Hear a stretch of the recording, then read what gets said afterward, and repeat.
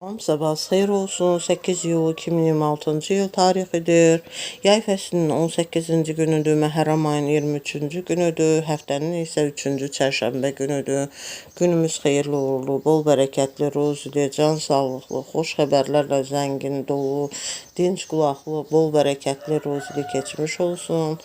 8 iyul günündə işləri arxasınca gedən, iş yerlərində, ofislərində, evdə, ev işləri ilə, evdarlıqlar ilə məşğul olan hər bir şəxsə can sağlıqlı, sülhəmnamanlıqlı, firavanlıqlı, qulaq dişlikli, gözəl xəbərlərlə zəngin olan bir gün keçirməyə arzulayıram. 8 iyul günündə təhsili ilə məşğul olan məktəblilər, orta ixtisas, ali məktəb tələbələri və digər təhsili ilə məşğul olan hər bir şəxsə can sağlığı, zehin açıqlığı, yol açıqlığı arzulayıram. Qarşılarına qoyduqları hədəflərə, məqsədlərə çataraq həm Azərbaycan Respublikası üçün, həm bütün dünya üçün faydalı, əhəmiyyətli kadrlar kimi yetişmələrini arzulayıram. 8 iyul günündə kimlərin rəhmətə gedəni var. Allahdan rəhmət diləyirəm. Qalanlara can sağlığı, səbir və gözəl bir gün keçirmələrini arzulayıram. 8 iyul günündə kimlər anılır, xatırlanır, yad edilir, hər birini gözəl anmaq, xatırlamaq, yad etmək hər birimizə arzulayıram. 8 iyul günündə kimlərin xəstələri var, can sağlığı, şəfa diləyirəm. Bütün qazilərimizə can sağlığı, şəfa diləyirəm. Bütün şəhid ailələrini, qazi ailələrini, əskər ailələrini, Azərbaycan ordusunu salamlayıram. Gözəl, can sağlıqlı, sülhəmnamanlıqlı, firavanlıqlı, bol bərəkətli, ruzili, xoş xəbərlərlə zəngin, dolu olan, qulaq deşdiyi olan bir gün keçirmələrini arzulayıram. 8 iyul günündə kimlərin ad günü, şad günü, xoş günüdür. Hər birini bu münasibətlə təbrik edirəm.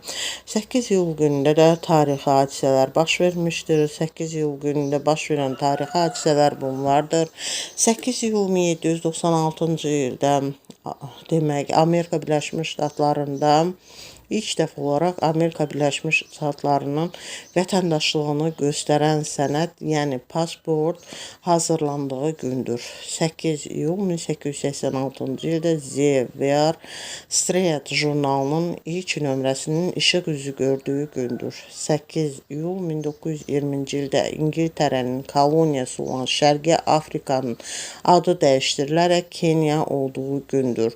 8 iyul 1920-ci ildə Bursa Yunan qüvvələri tərəfindən ələ keçirildiyi gündür. 8 iyul 1971-ci ildə yazar Çətin Altan prezidentə təhqirə görə 1 illik həbs cəzası aldığı gündür. 8 iyul 1996-cı ildə Azərbaycan Respublikası ilə Boliviya arasında diplomatik əlaqələr qurulduğu gündür.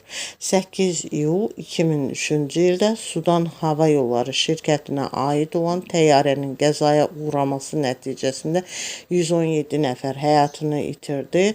2 yaşında bir uşaq isə sağ qaldığı gündür. Dinlədiyiniz üçün təşəkkür edirəm.